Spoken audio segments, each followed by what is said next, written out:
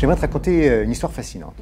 C'est l'histoire d'un homme qui semblait avoir un don incroyable. Il racontait qu'il avait trouvé une méthode pour deviner nos secrets les plus intimes enfouis au fond de nous. Alors qu'est-ce que tu ferais d'un tel don? Lui, il l'utilisait uniquement pour gagner beaucoup d'argent. Il avait amassé une fortune considérable en allant dans les cercles de jeu, où il pariait qu'il serait capable de trouver la valeur de n'importe quelle carte, posée face en bas sur la table devant lui. Emporté par l'ivresse du jeu et l'appât du gain, il a joué encore et encore, jusqu'à jouer une fois de trop. Un soir, il a misé toute sa fortune sur une seule carte. Et au moment de la retourner, il s'est aperçu qu'il avait trouvé la bonne famille, mais la valeur, il était juste un cran en dessous.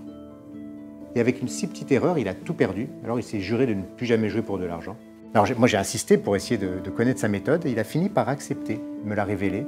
Mais il m'a fait promettre de ne jamais l'utiliser pour m'enrichir.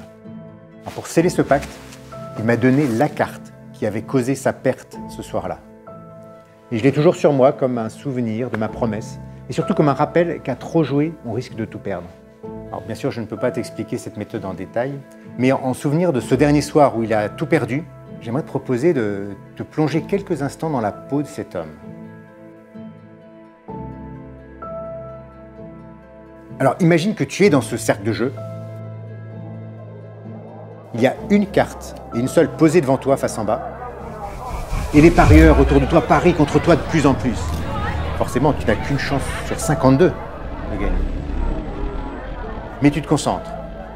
Tu vas utiliser un mélange d'intuition et de hasard. Tu vas juste visualiser au loin une carte complètement floue, tu ne peux rien distinguer. Alors petit à petit, tu imagines que tu te rapproches et ça y est, tu commences à savoir sa couleur précisément, sa famille et sa valeur. Ça y est, tu as une carte, une seule en tête que tu as construite pas à pas, c'est bien ça? Oui, c'est ça. Okay. Alors pour bien comprendre, tu vas me nommer une carte complètement différente. Tu changes tout, dis-moi. Dame de carreau. Dame de carreau? Dame de carreau, c'est exactement le résultat de l'intuition d'abord, en construisant une carte dans ta tête, et du hasard en changeant pour une complètement différente. Dans cette enveloppe que tu tiens depuis le début, il y a une carte et une seule.